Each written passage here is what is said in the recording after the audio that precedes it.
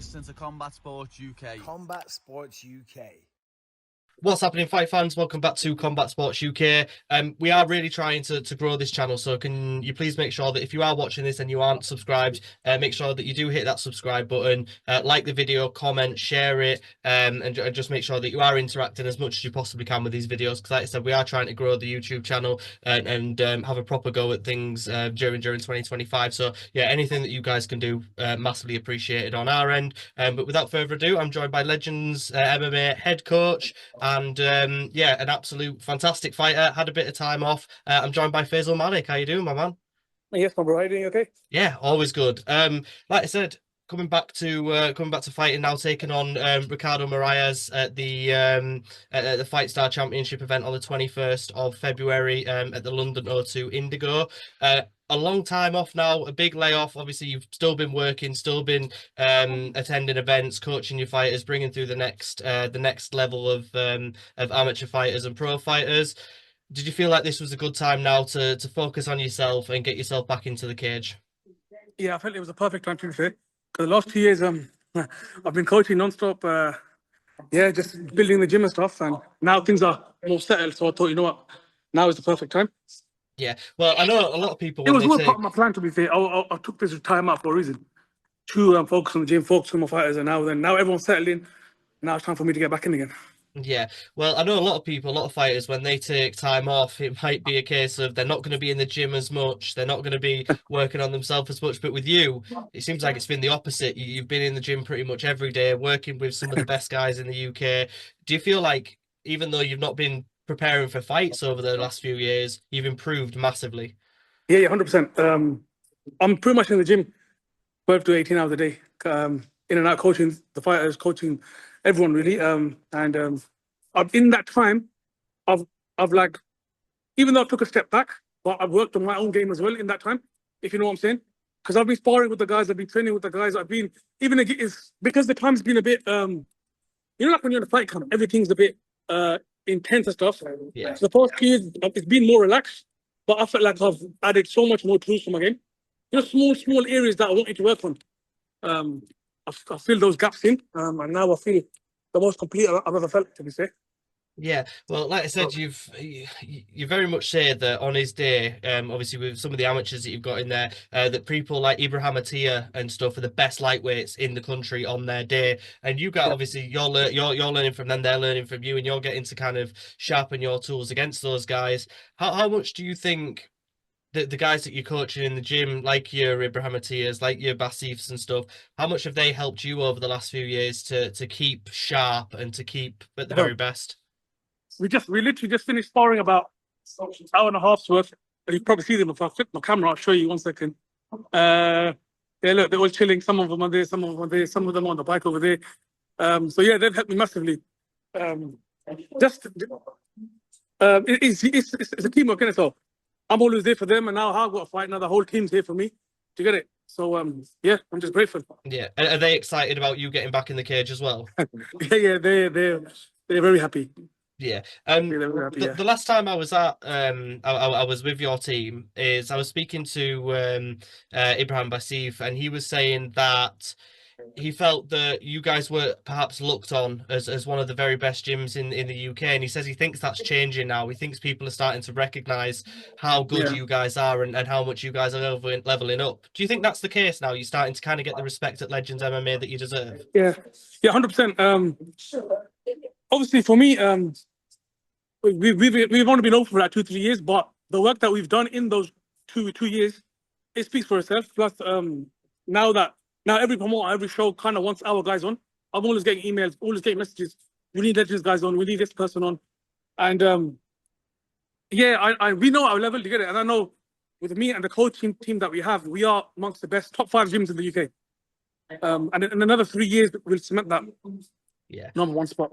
Yeah, well, and what's kind of standing out to me is, whilst you obviously the training's obviously very high level, the self promotion and the ability to get your names out there and get yourselves out there and keep up with the content, which is what the modern day MMA world is all about. Is that something that you're obviously trying to keep them all ticking over with as well, making sure that they're promoting themselves? Yeah, 100%. To be fair, I try to do it for them as much as I can. I get their post made for them. I try to cover 85% of it. Because I think I done a good job in my career promoting myself. So I was like, you know what? Let me try to give that same guideline to these guys. And I think, yeah, one of the things that makes my life easier is these guys don't ever refuse a fight. They like, give us anyone, coach. We'll go and smash them. And yeah, and it makes my life easier getting them matched, I guess. Yeah. Well, I've had people from your gym literally arrive at events that I've been working and go, has anyone pulled out? Like, they're not fighting on the card and they've gone, has anyone pulled out? I've got all my fight gear here with me. Yeah, literally, yeah. I'm on weight, I can do it. And it's so refreshing. It kind of takes me back to like the old days where people weren't bothered about what their records looked like or who they were fighting. They were just wanting to get in there and go and better themselves. I just want to touch briefly on, obviously, in terms of the last time we saw you, it was against Liam Gittins, who's obviously the champ now. In terms of a loss on your record, how well has that aged? Because at the end of the day, he's not lost since that fight. He's still the Cage Warriors champion. And how much did you learn from that particular fight against Liam Gittins? Yeah, I learned a lot. I learned a lot as in like, for example, you know what went around on before the fight? There was a lot of madness going on. Yeah. And now it's about me. You know, before it was about like, oh, make sure that everyone else is happy, blah, blah, blah, blah, blah. But now I don't give a shit. It's like, if it's on my terms, I'll fight. If it's not, I couldn't give a fuck. Do you get it? And as a martial artist, yeah, I'm always improving. It's a part of the game. MMA, you win some, you lose some. The goal is still to be the best in the world, get to the UFC, blah, blah, blah. And that's never changed. Do you get it? It's never, ever changed. No, exactly. And obviously, just talking about how you fight, it's never been a secret that you're someone who gets it done. You've got power. You've got the ability to finish fights on a moment. Obviously, all first round finishes in your victories. Is that something that you see continuing? To be honest, it's what comes natural, I guess. If it takes me 3 rounds, if it takes me 5 rounds, if it takes me 1, honestly, it doesn't matter. Like, we train. I try to train for all scenarios. You get it? Obviously, when the fight starts, I'm coming hard and I'm coming fast at you. But yeah, if I get it done in 1, or if I get it done in 2, if I get it done in 3, honestly, it doesn't matter to me. Yeah. As long as I get the win, that's it, really. Yeah. And we've seen, obviously, you have a fight, have a few years off, another fight, and then another few years off. Is this kind of the rebuild, the not the redemption, but like the resurrection of Faisal Malik? You're looking to... Yeah. Life was a madness the last couple of years. I don't want to go into it, but where I'm at now is probably the most peaceful I've ever been. Do you get it?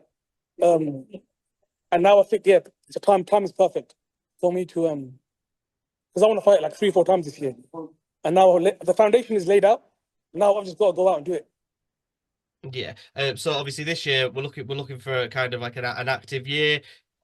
I know you're pretty good at managing your time, but you don't feel like this is going to ever take away from anything you're doing at Legends MMA. It's always just going to be the same people getting the same attention, but you're just obviously focusing on yourself as well.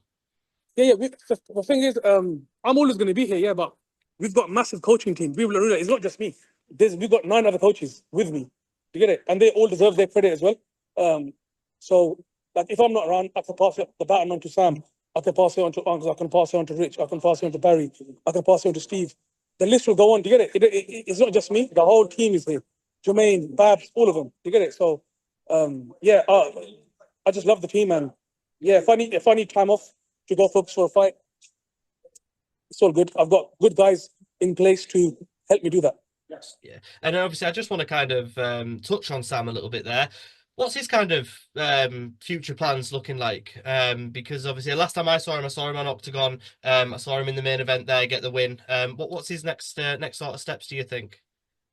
He's defended the title in February, or the day after me, actually. Hopefully, yeah, he smashes that, and then I honestly believe he should be in the UFC. I don't know why he's not. I don't know what to say. There's guys who he's beaten, or he's 10 times better, who are in the UFC right now, and yeah, I just believe he should be in the UFC. Hopefully, he gets a call. If not, he's a legend. You get it? He's a legend of UK MMA. he's had a great career. Like multiple like organization champion, number one in Europe for how long? Probably since I've known the guy, he's been like number one in Europe. How has he not been signed yet? I don't understand. Yeah. But hopefully he gets it. And if he don't, he's had a great career anyway. Honestly, do you get it? Yeah, I mean, I speak to a few people that I work with who don't really pay attention to any of the organizations outside of the UFC. They maybe touch on PFL and stuff like that, but they don't really go any further than that. And then they talk about these fighters, and I think to myself, I just watched that fight, and then I always look back to people who I know should have the opportunity to be in the UFC, and then obviously a lot of the one that I think about is Sam Creasy, and I think he would smoke these guys. Yes, exactly. Yeah, 100%. But yeah, it's one of those things, and hopefully, like I said, he does get that before the end of his career. But there'll be no doubt that he'll retire as one of the legends of the Yeah, UK. 100%. Yeah, He'll that's go, right. in my opinion, he'll go into the same sort of category as you people like Jimmy Wallhead and stuff, who Yeah, people yeah, in the UK they that's right. just look up to so Pure much, legend. and Yeah, absolute yeah. legends. And also, when I was obviously looking on your Instagram page, I saw that you've been doing a bit of charity work with the Gaza Shelter Project. Would you mind just Oh, kind yeah. of talking to me a little bit about that as well? So basically, it's next Friday. So this Friday coming up. It's just a seminar. The money we raise will help. Like Gaza is basically being destroyed. You get it? There's nothing left, and whatever we can raise will help for like shelter, food, I guess, just anything they need, really and truly, because like it's winter there now, and yeah, they need a roof over their head, I guess, and all the money will be raised for that, and hopefully we can even. Nice one, take it. Even the smallest amount that we give, it will be a big help to them. Yeah, definitely, and it's a fantastic cause, and obviously something that we need to keep focusing on. Whilst there's been improvements over there in terms of the political situation, we still need to make sure that these people are looked after and cared for, Yeah, and 100%. that people are provided for. But another thing that I saw, you had an interview with the BBC, the BBC Oh yeah, Sport. They're not really an organization that does a lot with MMA, so it's nice to yeah, see them kind yeah, of yeah, giving a bit of. But you said that you wanted to be the first Pakistani fighter to become a world champion in a major organization. Do you still yeah. see that that's going to be the case, and you've got no doubt in your mind that you're Um, going to be the flag bearer for that? it could be me. It could be. To be honest, now there's loads of good guys, man. Loads of good Pakistani fighters. Which makes it amazing. Like it's just amazing to see. Like there's Shoaib Yusuf, there's Haydar, there's who else? There's loads, man. There's loads in the top promotions. Even some that are living in Pakistan. There's what are the names? I forgot. Rizwan. There's a few. There's a few really good guys. I could be the first. They could be the first. But it would just be great to see one of us become like one of the first world champions in a proper organization. Yeah. What do you think that would do, and what do you think that would say to the younger generation of Pakistani fighters or Pakistani teenagers who are thinking about getting into the sport and they're unsure about it? What do you think that would say to them? That what would they say? I guess it just motivate them, right? Like when Amir Khan won it, Amir Khan and these kind of people motivate us. Like when I was small, do you get it? Like because it's like a role model. I guess do you see it? So like one of us does it, it will bring in the next generation, and it's not just for Pakistan is only Pakistan is only for all Asians, I guess. Like do you get it? All South Asians. It Yeah. will just motivate everyone. Like yo, he's one of us. He can do it. We can do it. Yeah, definitely. And just obviously, I just want to quickly touch on the fight star. What sort of fight are you expecting from Ricardo Moraes, and how's your preparation looking? Because I know we're only about 3 weeks away now. Yeah. What sort of the next few weeks looking like for you, and what are you expecting come fight night? To be fair, just sharpening up now.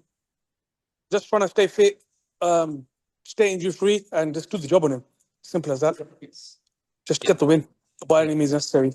Yeah, I know a lot of people are expecting this to be signature first round finish. Does that? You're not really a guy that feels pressure, and I don't think you're ever a guy that's felt much pressure. But any sort of pressure off other people to maybe make sure that that happens? Nah, not really.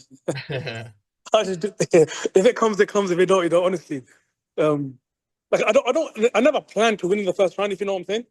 Like, if I just obviously I'm there to win. So if I put you in a position where I've got your neck or something, I'm taking you out. Yeah. You Well, get it? So I'm looking forward to seeing it. Like I said, it's it'll be on a night when I'm not working, so I'll be able to watch it, and I'll be obviously, cheering for you. I'll be cheering for you as well, Faisal. So no, thank you, thank man. you so much for taking the time out your evening to speak to me, mate. I really appreciate it, No, I and really appreciate you I'm interviewing me, man. really excited to see what you're going to do at Legends MMA. Keep bringing those amateur guys through, because that's my bread and butter at the end of the day. It's Yeah, yeah. it's the amateur, it's the regional scene, and that's what I kind of focus on. But yeah, once again, all the best for the rest of your training camp, mate. And yeah, hopefully you get your arm raised on the night. No, thank you so much, man. I really appreciate that. Not a problem. Thank you, Faisal. You Thank you, man. take care. Make sure you subscribe. Combat Sports UK. Plenty more stuff coming out in 2025. Stuff that we're really excited about. But yeah, all the best. And yeah, thank you very much. Awesome, bro. Thank you.